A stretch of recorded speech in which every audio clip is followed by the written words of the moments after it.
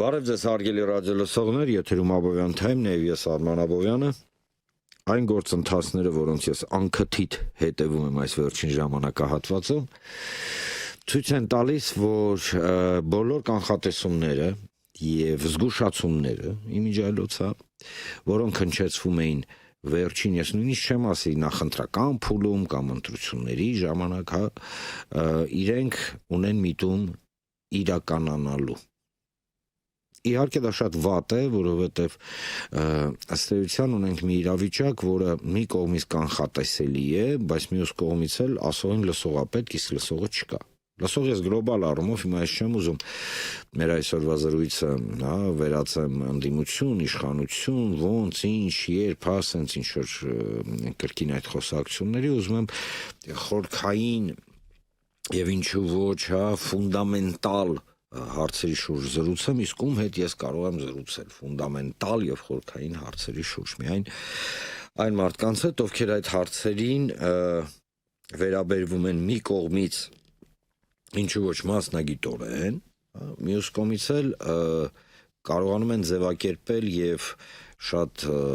գիտեք հասկանալի լեզվով բացատրել, թե ինչ է իրականում կատարում, այլ ոչ թե այն, ինչ մեզ փորձում են ներկայացնել։ Եվ այսօր Աբովյան Time podcast-ի համահեղինակն է Հայակֆե քաղաքացիական նախաձեռնության վարչության անդամ, ազգային ժողովի 7-րդ գումարման падգամավոր Աննա Կոստանյան։ Զգում էիք, թե ես ինչպես զգուշորեն, շատ սոսա հայերենս հանգարց բան չլնի, սենց չսայթակեմ։ Ինչի համար, որովհետև Աննային ճանաչում եմ շատ երկար տարիներ եւ գիտեմ, որ ինքը պերֆեկցիոնիստ է ամեն ինչում։ Դրա համար որ սենց ամոթով դուրս չգանք։ Հայոց լեզվի հարցում։ Նամանավանդ անքթիթ, այո, ահա։ Դե ինչ Աննա ջան, դե տիկին պարոն տնենք մի կողմ, շփվենք այնպես ինչպես մի շփվում ենք առօրյայում։ Տես Արի մի հատ ամենաակտուալից էլի սկսենք ազգային ժողով։ Ես մա չեմ խոսում լեգիտիմության, ոչ լեգիտիմության, չեմ խոսում ազգային ժողովի, սենց ասենք իրավակարգավորումների մասին, դրա մասին էլ չեմ խոսում։ Կրկնեմ լեգիտիմության, ոչ լեգիտիմության մասին էլ չեմ խոսում։ Ես ուզում եմ լսել քեզանից առաջին տպավորությունը 3 ֆրակցիաների անունները կարաս չտաս։ Ոչ մեկ թող չնեղանա մեզանից։ Ոչ մեկ թող չիմանա։ Ոչ մեկ թող չեսեք, մենք մերոնցով խոսում ենք, էլի հարգելի ռադիոլսողներ, մարդու չպատնեք այսօրվա հաղորդման մասին։ Բայց այնուամենայնիվ, ինչ տպավորություն ա քո մոտ, արդեն երկրորդ օրն է։ Այ, վստահ ես, ընկեր Աբովյան, որ ուզում ես լսել տպավորությունները։ Անկեղծ ասած դեժավյուի զգացողություն առաջացավ, որովհետև վերջին 5 տարին, օրինակ նախորդ 5 տարվա ընթացքում, հատկապես առաջին նիստը ինչու է տպավորվել, քանզի 21 թվականի ընտրություններին ես էլ այն ժամանակ մասնակցություն ունեցա ու բնականաբար եւ երբ չանցանք այդ որոշակի այսպես դժվար վատ տպավորություններ թողել իմ վրա, քանի որ կար օրենսդրական կիսատ մնացած աշխատանք, հետո այդ աշխատանքը ով պիտի շարունակեր տարատեսակ մտքեր ու այդ առաջին նիստը չէի հետևել։ Այս անգամ ավելի հեշտ ստացվեց հետևելը, որովհետև ուզում էի հասկանալ արդյոք որակապես փոփոխություն կար, իսկ առաջին նիստին բնականաբար այդ տպավորությունը կարելի էր ստանալ, ահագին մարդիկ ամեն դեպքում այնտեղ նույնն են, այսինքն իրենք վերընտրվել են։ Բայց դեժավյու ստացվեց, որտեվ գրեթե փոփոխություն չկար, այսինքն եւ ռետորաբանությունը, եւ հարցերի տրամաբանությունը, եւ քաղաքական միտքը ճակերտավոր ու նաև փոփոխ մշակույթը քաղաքական, ինչը որ շատ վատ է, այսինքն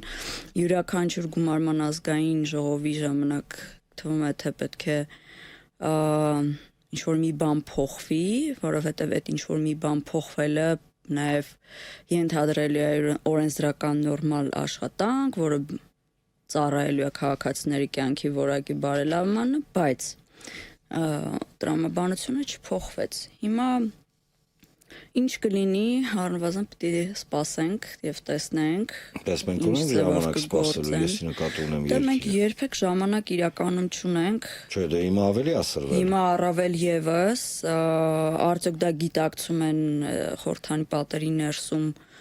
արդեն մանդատները վերցրած եւ երթում տված գործիչները, դա էլ դժվար է գիտակցել, ամեն դեպքում փորձում եմ ինքս առնվազն գոնե ընդդիմության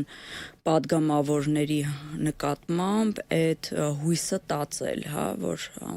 այնտեղ չեն գնացել ուղղակի ժամանակ վատնելու, այդ գիտակցությունը եւ պատրաստակամությունը ամեն դեպքում պետք է ունենան, որովհետեւ եթե ձախողեն հերթական հուսալուկությունն են առաջացնելու քաղաքացիների մոտ եւ այո, ժամանակ չկա, ինչ որ իրադարձություններ էլ հնարավոր է տեղի ունենան, դրանց վրա իրենք ազդեցություն կունենան, թե չէ, դա արդեն այդ ժամանակը ցույց կտա։ Այս հուսալուկության մասին այո, ես համաձայն եմ քո հետ, բայց դրա հետ մեկտեղ պետք է ընդգծեմ հետևելը, որ պատկերացրու, որքան էլ տարօրինակ չի, հուսալքությունը այս պարագայում ինձ համար այո առանցքայինն է, որ հուսալքություն չլինի հասարակության մեջ, բայց գոյություն ունեն գետնի վրա, հա, գործընթացներ, որոնք ցավոք իրականում ժամանակ չեն տալիս Հայաստանի Հանրապետությանը որպես էթնոքաղաքական միավոր, գոնե, սենց ասենք, պաուզա վերցնել այս ամբողջ գործընթացի ներքո, խոսքը գնում է Իրան Միացյալ Նահանգներ լարվածությունը, որը աճելու է աստիճանաբար եւ ինքը միտում մոտակա 10-15 տարին, տեսեք, թիվ 10-15 տարի ինքը չունենա միտում դեպի, սենց ասենք, հա, դեպի թեթևացում նույնիսկ։ Դրա հետ մեկտեղ չմոռանանք, որ լարվածություն է, ակնհայտ լարվածություն է գեներացվում թե Հարավային Կովկասում, թե Միջին Ասիայում, իսկ հիմա հաշվի առնելով բոլոր գործընթացները իրենք փոխկապակցված, հա, ասենց աշխարհաքաղաքական արեալներ են եւ այո, պատերազմների, տեսեք, չեմ ասում Հայաստանի, հա, այլ առհասարակ պատերազմների ռիսկը աճում է եւ հարգելի ռադիոլսողներ խաղաղությանը չեն հասնում խաղաղություն գոռալով, հա, դա աբսուրդ է, դա ոնց որ մարդ չի հասնում առողջությանը գոռալով, որ ինքը առողջ է, ուզում է առողջ լինի։ Դա ենթադրում է որոշակի քայլեր եւ այդ քայլերը պետք է միտված լինեն կանխելու պատերազմները առհասարակ, կանխելու ռիսկերը, ոչ թե ռիսկերը գեներացնել, խոսքը մասնավորապես թրիփի մասին է, օրինակ, որպես օրինակ, հա, որովհետև մենք տարածաշրջանում միայնակ չենք, դե լավ, աշխարհաքաղաքական ելևէջները դնեմ մի կողմ, վերադառնամ ազգային ժողով, տես Աննա ջան, ազգային ժողովում իշխանական թևը, ֆրոնտմենները նույնն են մնացել, ու արդեն ակնհայտ է, պարզա, որ հա, պարզա ինչ-որ նոր մարդիկ են եկել, բայց հիմնական հարվածային ֆրոնտմենները կարծես թե նույնն են մնացել, նվազագույնը հանրային դաշտում, ովքեր կոփվածները, հա, ժողովրդական լեզվով ասած գերերը, հա, սենց դրա հետ մեկտեղ նույն ֆրոնտմենները նույնն են մնացել Հայաստան դաշինքում, դե պարզ է, որ այն գլխից էլ պարզ էր, ուժեղ Հայաստանը առայժմ ես տեսնում եմ ոնց որ սենց, գիտես, չեմ ասի փնտրտուք, սխալ է փնտրտուք բառը ասել, ես կօգտագործեմ, փորձում են հասկանալ իրանք ինչ ստրատեգիկ, իրանց այդ նպատակներ իրականացնելու համար ինչ տակտիկական քայլեր են իրականացնելու։ Իրականում ակնհայտ երևում էր փորձի պակասը, բայց ոչինչ, դե փորձը նես բանա կգա։ Բայց ես ասեմ, ի տարբերություն օրինակ նախորդ գումարման ազգային ժողովի առաջին նիստի, որպես նոր խմբակցություն, բավականին լավ դրսևորվեցին ու հատկապես կանայք, այնպիսի մարդիկ են, ովքեր հանրային քաղաքական կյանքում մեծ ակտիվություն են ցուցաբերել ու համենայն դեպս այն էլի ժողովրդական լեզվով ասած խամություն չէին անում մասնավորապես դա բանուներ չտամ, կանայք ինձ թվում է ովքեր որ նայել են ազգային ժողովի նիստը հաստատ ֆիքսած կլինեն 2-3 ելույթները ուժեղ Հայաստան խմբակցության կողմից ամեն դեպքում հուսադրող էին, լավ էսպես մեծ ինչ որ հույսեր չառաջացնում, հուսադրող էին, պատրաստվածությունը բավականին տպավորիչ էր եւ հույս ունեմ նույն հետեւողականությամբ եւ նույն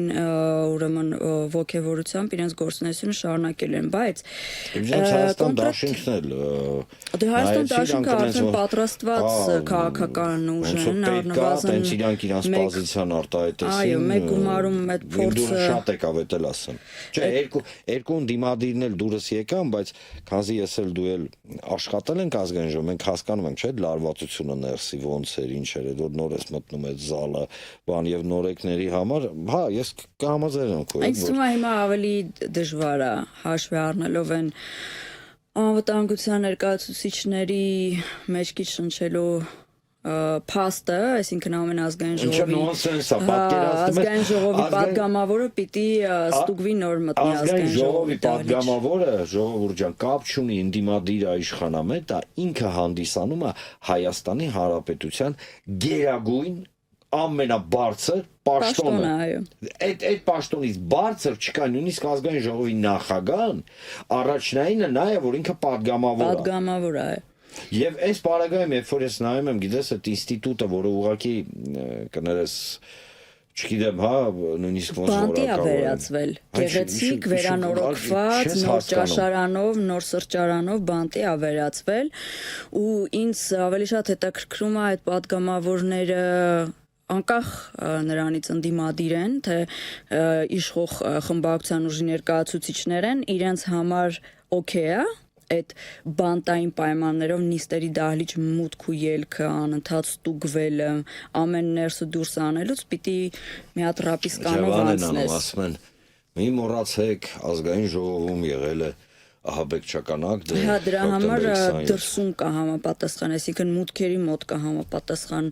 վերահսկողություն ասելու, բայց ինչևից է, վերադառնալով նոր ուրեմն ընդդիմադիր խմբակցության ռետորաբանությունը ֆիքսեցի, որ այդպես ավելի կոնստրուկտիվ են տրամադրված եւ ամեն դեպքում ուղղարձը հետեւյալն է, որ մենք փորձելու ենք նոր քաղաքական մշակույթ բերել։ Կոնստրուկտիվ ինչ է նշանակում։ Կոնստրուկտիվ համագործակցության օրենսդրական, այո, բում։ Այսինքն իշխանության հետ։ Ես մի քանի ամեն դեպքում ուղերձներ ֆիքսեցի, որ օրենսդրական մակարդակում, եթե օրինակ մենք տեսնենք իշխանությունը դրական օրենքները բերում, որոնք որ փոփոխելու են Հայաստանի Հանրապետության քաղաքացիների կյանքը, իհարկե դա կքննարկենք, կմտածենք այդպես ինչպես վարվենք, հա, կոնստրուկտիվ զուտ օրենքների վերաբերյալ ու նույն իդեպ ուղերձնել իշխանության падգամավորներից 1-ից 2-ից առնվազն լսեցի։ Հա, բազապես երկու կողմին էլ հիշացնեմ համընդդիմությանը։ Բայց դա առաջին նիստեր, բարձ է հետո արդեն։ Իշխանությանը, որ Ժորժան, թե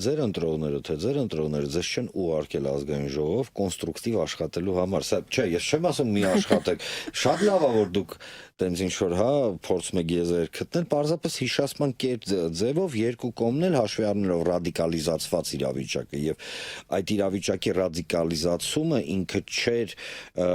գիտես, ինքը չէր տեղավորվում դասական նախընտրական տրամաբանությանը իրար փոր թափելու process էր գնում եւ երկուսն էլ ես չեմ տարանջատում հիմա ընդհանուր ընդդիմությանը եւ իշխանությանը, այո, ամեն գլխից էլ ոնց որ իրանց քվեները եւ ձայները ստացել էին կոշտ հակադրվելով ոչ թե ծրագրային առումով, այլ հենց կոշտ հակադրվելով իրենց օպոնենտներին եւ այստեղ ես ամենայն հարգանքով գիտես ես ինչ սիմպաթիա եմ, հա, որտեղ են իմ սիմպաթիաները, դե լավ այսպես ասենք, բայց այնուամենայնիվ ես վերադառնալով մեր զրույցի սկզբին կարող եմ քեզ ասել հետեւյալը վստահաբար ասել։ Խնդիրը նրանում չի կոնստրուկտիվ կլինեն, թե չէ։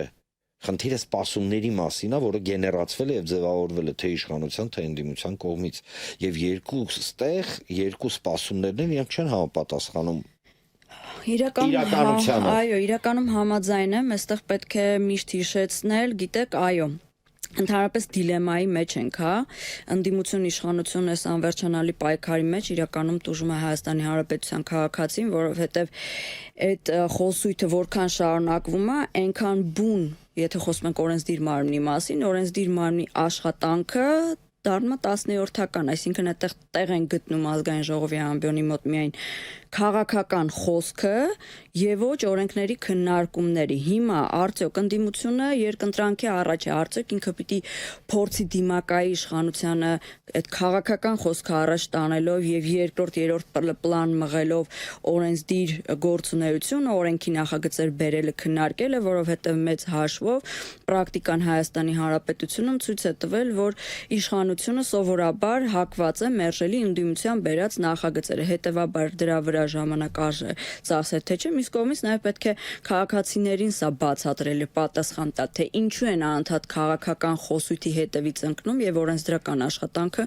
մղում երկրորդ պլան։ Իմ պատկերացմամբ այստեղ ավելի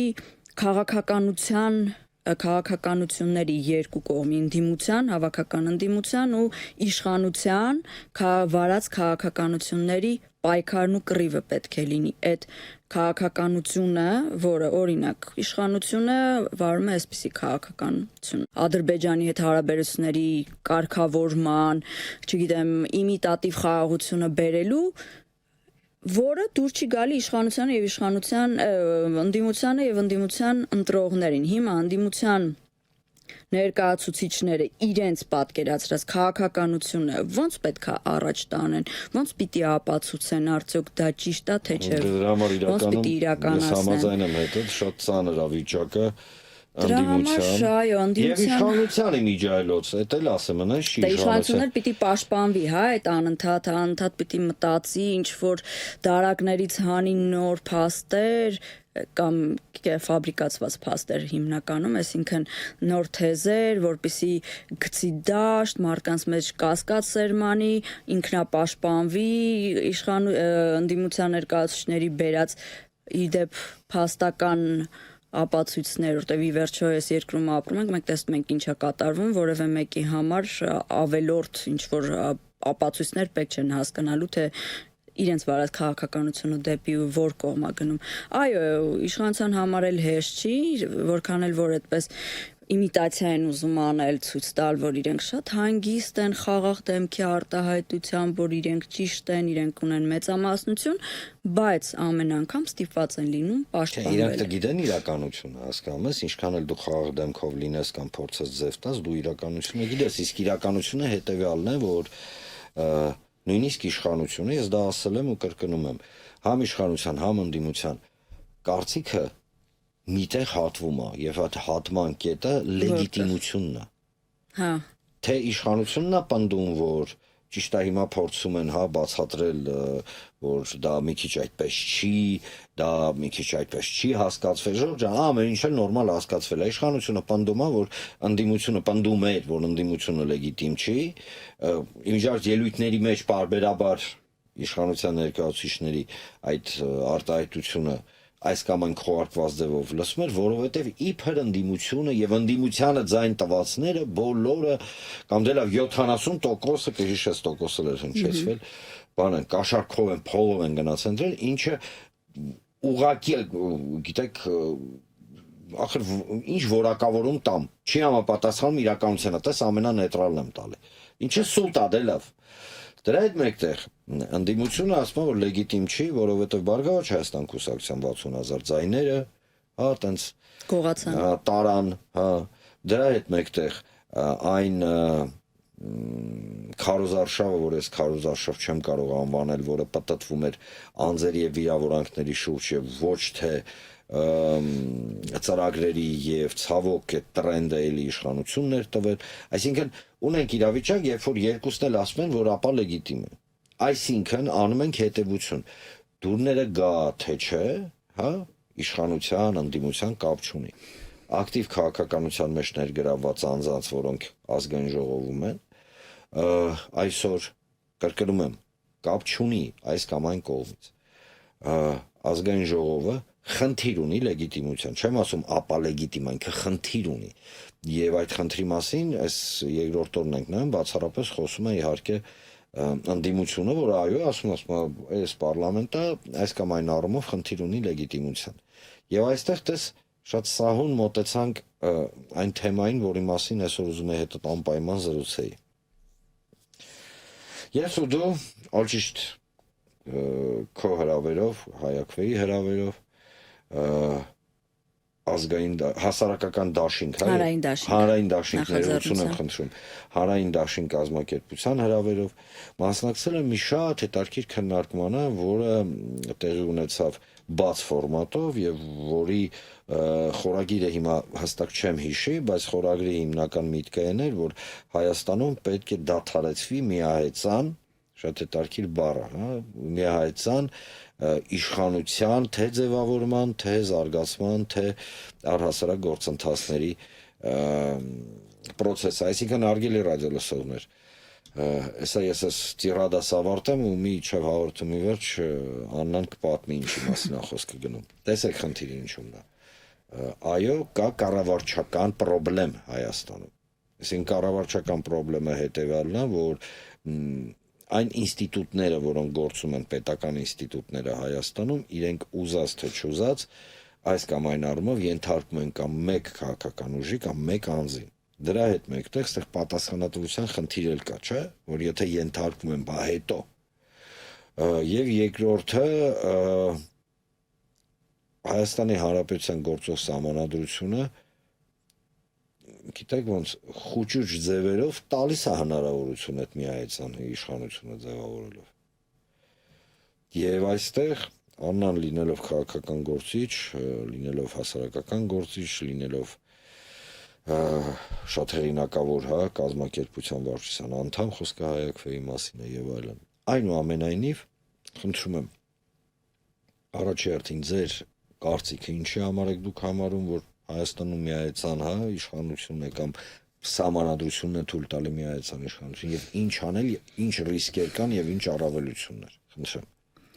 Հանրային դաշինք քաղաքացիական նախաձեռնության մասն էր խոսքը, որը վերջերս երկրորդ հանրային բաց քննարկումները կազմակերպեց, ընդ որում ոչ միայն բաց, այլ նաեւ բացօթյա։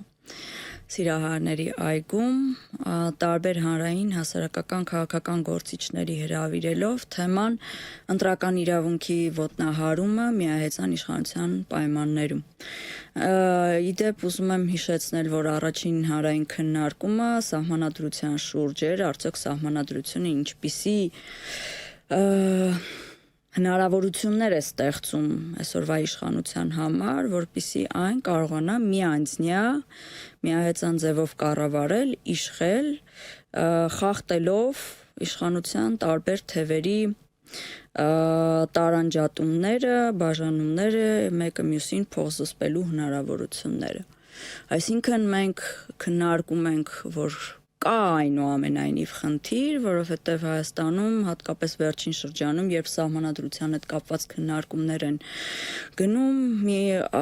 գործիչների հիմնականում իրավաբանների հակված է պաշտպանելու սահմանադրությունը, ընդ որում այստեղ ասենք քննարկումները չեն ենթադրում, հա, վատաբանելու գոյություն ունեցող սահմանադրությունը, այլ ֆիքսում ենք, որ 2015 թվականին տեղ ունեցած սահմանադրական փոփոխություններով Հայաստանում ստեղծվել է այդ իրավիճակը, որ հետագայում արդեն ձևավորված իշխանությունը կարողանում է օգտագործել այդ սահմանադրությամբ իրեն վերապահված հնարավորությունները միահեծան իշխանություն իրացնելու։ Ինչը սա նշանակում։ Այսինքն ունենք խորհրդանական երկիր ազգային ժողով, որտեղ բացարձակ մեծամասնություն ունեցող, իհարկե այս անգամ արդեն մեծամասնություն ունեցող, բայց ոչ սահմանադրական մեծամասնություն ունեցող իշխանությունը կարողանում է անգամ էլ չունեն սահմանադրական մեծամասնություն, այսպես կոչված անկախ պատգամավորների օգնությամբ են սահմանադրական այլ դուրս եկած անդիմադիր թևերից դուրս եկած պատգամավորներ։ Գեղամներ Նազարյանը, եթե չեմ սխալվում։ Հիմա ազգային ժողովում իրենք իհարկե հակադարձեն, կասեն, որ այդպես չէ, խորհրդարանը իր ողջ լեգիտիմությամբ կարողանում է պահպանել, հա, այդ ժողովրդավարական սկզբունքները, քվեարկություններ իրականացնելու, տարբեր ուրեմն պետական մարմինների ներկայացուցիչների նշանակելու, բայց փաստը մնում է փաստ, որ վերջին 8 տարվա ընթացքում գործող այս պահին էլ գործող իշխանությունը միանձնյա ձևով է իրացրել իշխանության բոլոր թևերի կառավարումը եւ այո, ընդ որում նաեւ իրավապահ համակարգը ենթարկելով իրեն։ Դատական համակարգի մասին էլ չեմ խոսում։ Բան չասացի, բայց արի որ ավելի པարզ լինի, པարզ մարդկանց բացատրենք, ասենք ախպեր։ Հիմա մարդիկ լսում են, ասում են, դե հիմա միայծանա, ամենակարևորը ինչն է, որ A պետական ինստիտուտները գործեն, B երկրորդը պետք է լինի ուժեղ ձեռք, հա, տենց կարծիքները եմ լսում, եւ դրա հետ մեկտեղ, հա ինչա որ բա պիտի միայծան հայ իշխանություն լինի այն քաղաքական ուժի ձեռը, ով ստացել է մեծամասնություն, այսենց ասենք։ Այս կարող են ասել են պարագայում, այո, այս կարելի էր ասել են պարագայում, երբ օրինակ երկնքից իջած մի հրեշտակ, մաքրամաքուր, ամբից եւ առանց քաղաքական մեղքերի մի անձ լիներ, ում անվերապահ կարելի էր վստահել այդ իշխանությունը, բայց պարզ է, որ միամիջ են այդպիսի մարդիկ գոյություն չունեն եւ այսօրվա իշխանությունն էլ հանձին իր ղեկավարի չէր կարող այդպես զերծ մնալ սխալներ թույլ տալուց, այդ մեղմ ձևակերպմամբ եմ ասում, հետևաբար չի կարելի որևէ կերպ արդարացնել միայծանությունը, միայնձնյա որոշումներ կայացնելու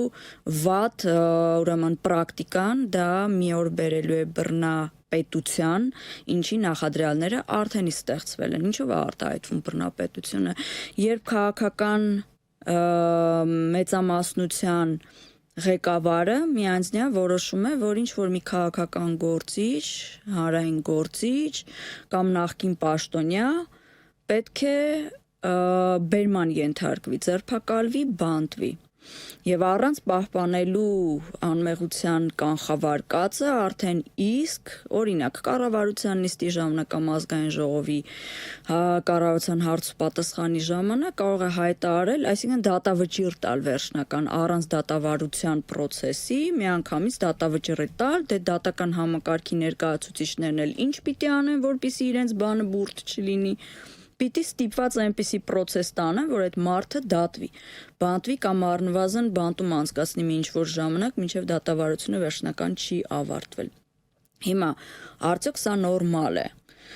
Ես կարծում եմ այն մարդիկ, ովքեր որ արդարացնում են նման երևույթները, պարզապես չեն պատկերացնում, որ նմանատիպ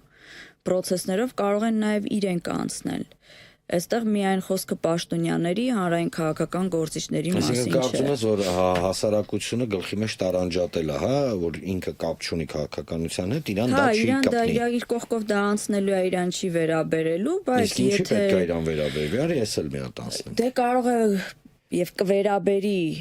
այն ժամանակ, երբ ինքը աչք փակեց, լռություն պահպանեց, ասենք տարբեր անձերի ձերբակալությունների ժամանակ, թեկուզ այդ անձերի հանդեպ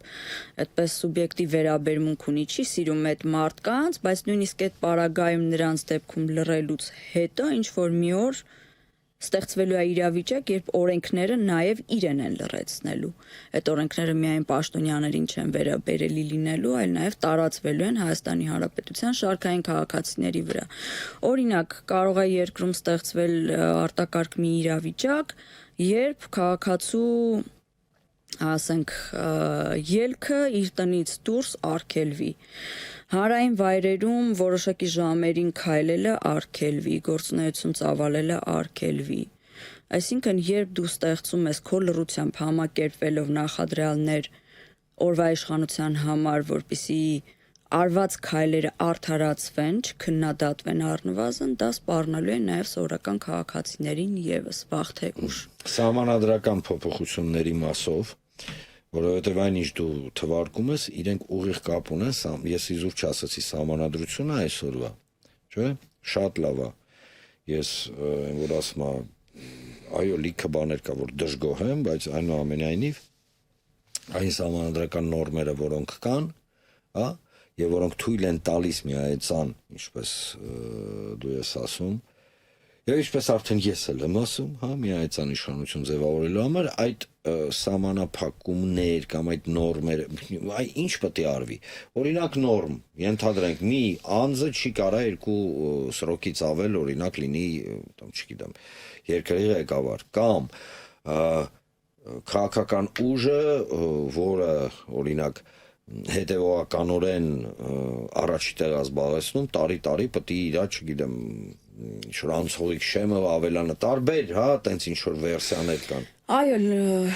այստեղ շատ կարևոր է նաև սահմանափակման մասով ոնց է դա անում։ Շատ կարևոր մեջբերում արեցիք, երկրորդ անգամ նույն անձը կամ նույն քաղաքական ուժը չասենք, որտեղ քաղաքական ուժում տարբեր անձեր կան, նույն անձը ընտրվելու հնարավորությունը սահմանափակելը շատ կարևոր է, որովհետև հենց նույն այսօրվա այդ անձը, ով ոչ վաղ անցյալում աղաղակում էր, հա, նախորդ նախագահի 3-րդ ժամկետով ընտրվելու հնարավորության վերաբերյալ, այսօր ինքը գերազանցեց եւ վերազանցեց բոլոր նմանատիպ իրողությունները։ Սահմանադրական փոփոխությունները ամենակարևորը ըստիս, որ պետք է տեղ գտնեն, եթե առաջիկայում եւ հանրային դեպս ոչ այս իշխանության պայմաններում այդ սահմանադրությունը կարծում եմ պիտի փոխվի,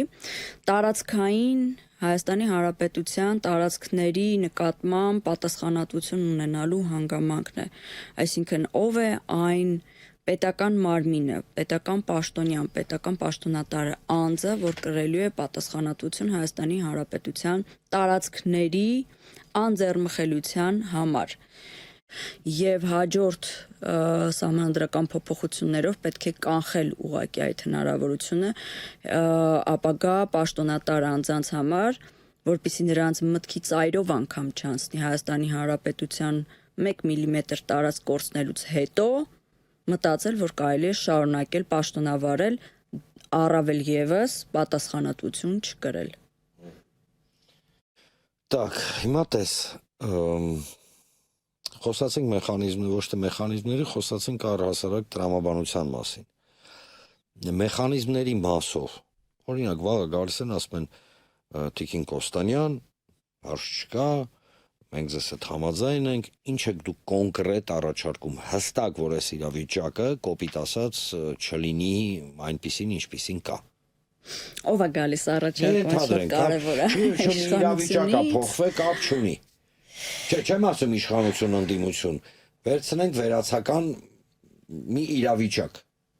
Դուք ունեք հնարավորություն չդավաճանելով ձեր սկզբունքները իրականացնել այն, ինչ պետք է իրականացվի միայնական իշխանության վերացնելու մասով։ Տեխնիկապես առաջին քայլը որը պետք է լինի։ Առաջին քայլը բնականաբար մեկ սեղանի շուրջ հավաքել բոլոր համախոհներին, ովքեր ըստ տարիների ընթացքում այս կամ այն կերպ արտահայտել, դրսևորել են իրենց քաղաքական պատկերացումներն ու մտքերը։ Տեսեք, Հայաստանը այսօր այն իրավիճակում է գտնվում, որ չի կարող գտնվել մեկ անձ, ով կգա եւ կասի, այ ես գիտեմ այն պայծառ ճանապարհը, որը Հայաստանը դուրս կբերի ծանր իրավիճակից։ Չկա այդպիսի մարդ, ոչ ոք չի կարող իրեն։ Դե կան իհարկե բնականաբար, բայց այդ մարդկանց պետք է հասկացնել, որ մեծամտությունը կործանարար է եւ մեծամտությամբ տառապելը ոչ այդ անձին եւ ոչ էլ առավել եւս պետությանը լավ իրավիճակի երբեք չի կարող բերել։ Հայաստանում կան շատ պայծառ ուղեղներ, ես հավատում եմ դրան, ես տեսնում եմ, ես առնչվում եմ, շփվում եմ այդ մարդկանց հետ, ընդ որում երիտասարդներ, պետք է հավաքվել միասին ու վերհանել Հայաստանի Հանրապետությունը խոցելի դարձնող բոլոր խութերը։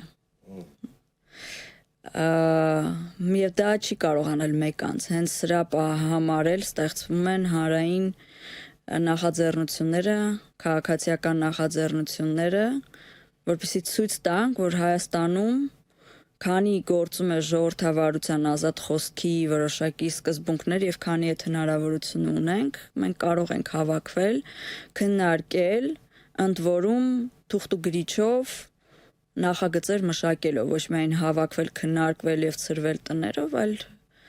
գրի առնելով բոլոր հնարավոր լավ լուծումները, իսկ այդ լուծումները վստահ եմ կան անկախ նրանից, թե մեզ ինչ են ասում, անկախ նրանից մեզ որ ուղղությամբ են տանում,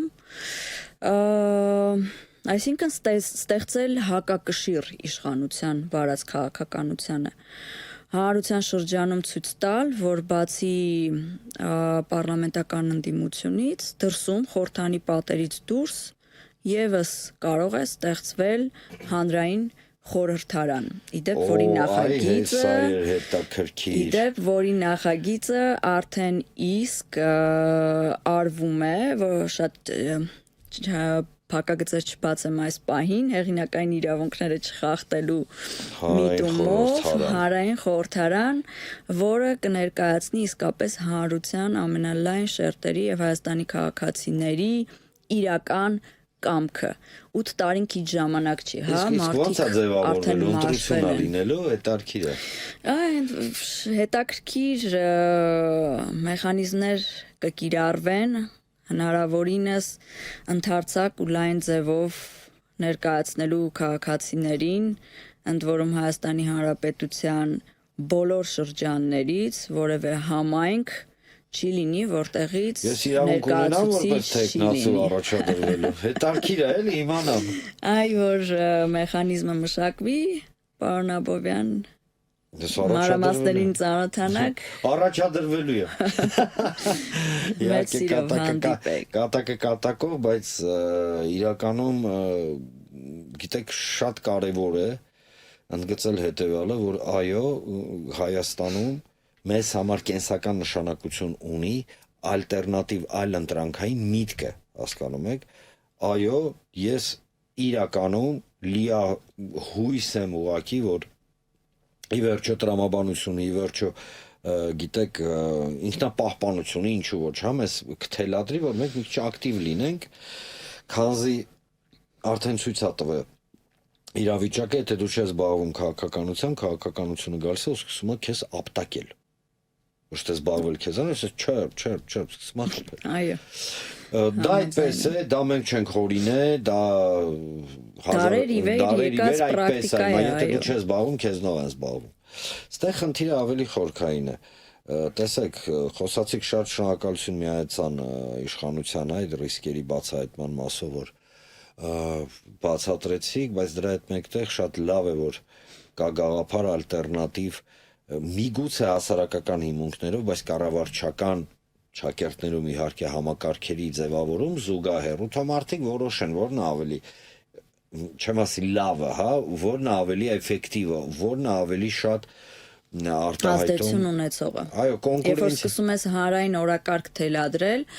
այսինքն բարձրացնում ես խնդիրներ, ընդ որում որոնք որ ոչ միայն քո մտքով են անցել, այլ հասարակության տարբեր շերտերից են եկել, այդ խնդիրները բարձրացնում ես, ճնշում է սկսում գործադրել իշխանության վրա եւ այդ իշխանությունը թեկուզ վերցնում է, օգտագործում է, հա, իր պատկերացմամբ այդ հետաքրքիր թեման, ասում է, ես արեցի, դա արդեն իսկ ազդեցություն է։ Այսինքն քաղաքացիների կյանքի վրա որոշակի փոփոխություն է տեղի ունենում եւ արձանագրում ենք, որ դա հանրային ճնշման արդյունքներ։ Չէ, իրականում շատ լավ է, իրականում կա Գիտեք, կա հույս, որ ի վերջո մենք դուրս կգանք այս աննորմալ ատելության շղթայից, հա, որի մեջ մեզ միտումնավոր գցել են ու որի մեջից դուրս գալ չի ստացվում, որովհետև սեգմենտացումը հասարակության, որը մենք այսօր տեսնում ենք, եկեք համաձայնեք ընտրությունից հետո ավելի խորացել է։ Եվ դա է խորացել եւ այսպես անորոշությունն է խորացել եւ ապատիկ վիճակն է խորացել, ընդ որում ասենք ես դա նկատում եմ այնպիսի մարդկանց մոտ, ովքեր շատ բուրուն հետաքրքրված են քաղաքական process-ներով, պայքարում էին փողոցում, գրում են, խոսում են ամեն հնարավոր առիթներով, այդ մարդկանց մոտ այսօր ապատիկ վիճակ է նկատում եւ մեղադրելի չի, որտեղ մարդու հոգեբանությունը չի կարող այդքան դիմադրել այն ամենին, ինչ որ տեղի ունենում այստեղ։ Դա նաև ընդդիմադիր ուժերի գործունեության մեկնարկից եւ աշխատանքից է կախված ազգային ժողովում այդ ապացիան կխորանա թե չէ։ Եթե հանգարց կոնստրուկտիվիզմի ներքո, կոպիտ ասած ընդդիմությունը չտա այն, ինչ սպասում են Իրանից մարդիկ, Մոտ խոսքը 700,000 քաղաքացիները։ Հա, իշխանափոխության մասին չի նույնիսկ հիմա բնավ խոսքը գնում, էլի, այլ ռեալ շոշափելի ինչ որ մի գործընթաց, որը օրինակ թույլ կտա այն մարդկանց, ովքեր հաշտ չեն իշխանության կուրսի հետ, հա, հասկանան, որ այ ախպեր, այս մարդիկ շոր բան են ասում։ Խոսքից հոգնել են մարդիկ, խոսալուց իրականում ես զգում եմ, որ շատ են հոգնել, ես վստահաբար դու էլ նայում ես մեկնաբանությունները եւ տեսնում ես այն, ինչ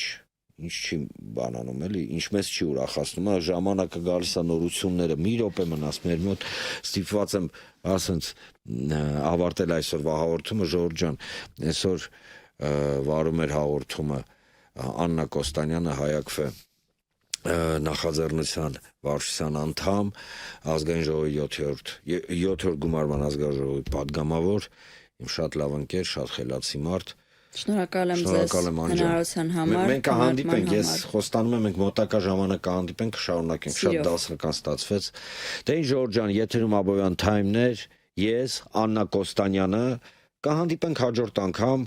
անենց եմ ուզում, ասենց որ հաղորդման վերջում ասեմ, արա ինչ լավ նորություններով կիսվեցինք, հուսամ, որ նորությունները, որոնք այսօր Աննան ասել էր, իրենք լավն էին։ Եթերում Աբովյան Թայմներ, կհանդիպենք հաջորդ անգամ։